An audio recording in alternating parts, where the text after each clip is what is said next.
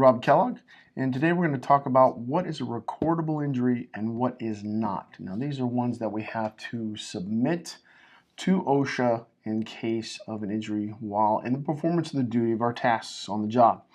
So a lot of this will help the supervisors and those who are in charge of others to determine whether that needs to be done, and also help the field people assist the office personnel on how to make sure that this gets recorded appropriately, just in case.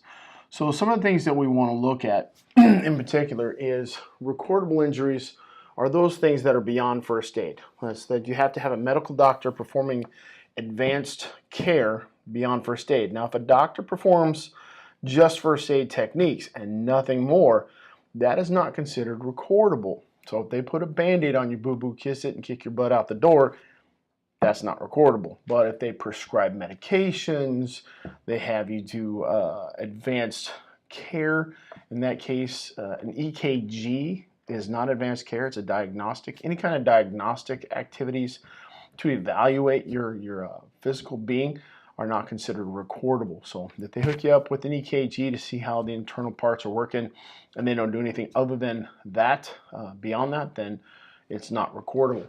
So anytime that a physician issues 1 or more days away from work because they do not want you to perform any task at work, that is also considered recordable. Now, it's not the day of the actual injury that's counted.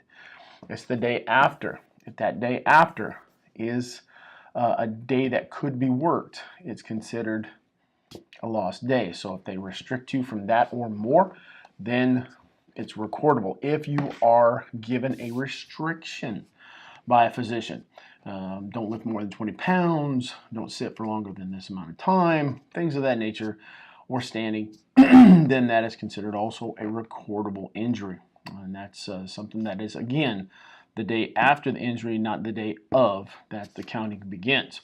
So what is actually first aid? Well, it's specifically designed and defined within the OSHA regulations, and you can look this up just either on your cell phone, type in these numbers that I'm about to give you, or if you have a regulation access, you can look at it as well. So if you type in, excuse me, 29 CFR 1904 with a period, the number 7, and in parentheses a B, and a separate parentheses a 5, and again in another separate parentheses a double lowercase I, then that will take you directly to that list. And a rough rundown of that list is using non-prescription medications. Now, if a physician prescribes non-prescription over-the-counter medicine, it's recordable. So if there's no reason for you to have that other than comfort,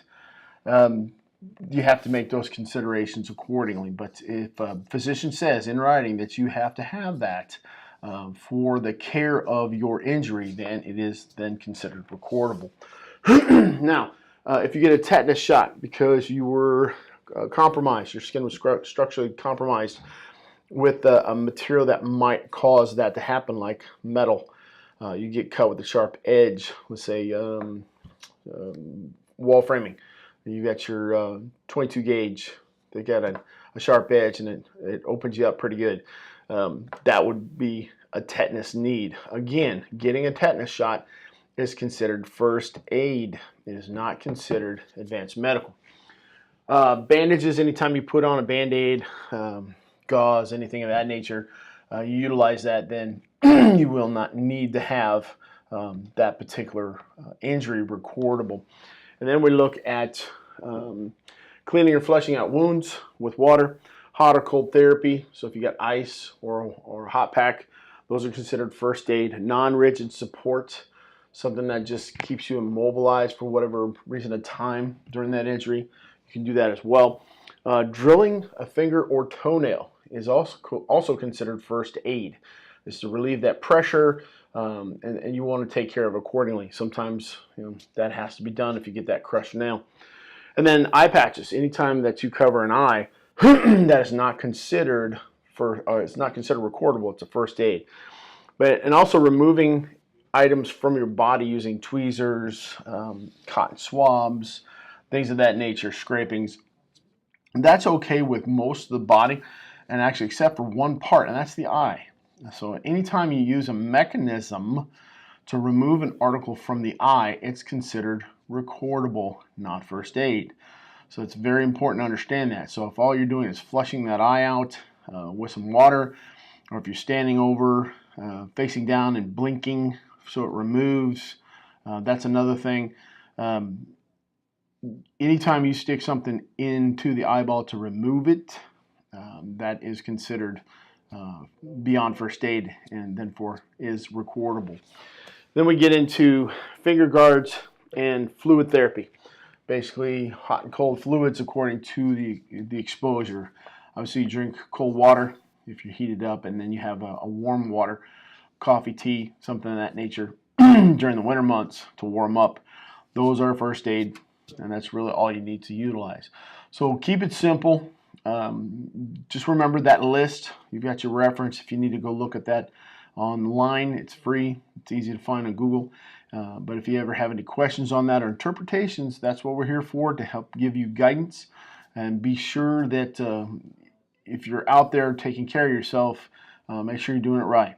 So we want you guys to be healthy and happy, so that way we all can continue on doing what we're doing. So I appreciate your time. If you have any questions or concerns, please give me a call here at Ultimate Group. And as always, safety is not a state of mind. Excuse me, it's not a mindset. It's a state of mind. It's been a long day. Bye-bye.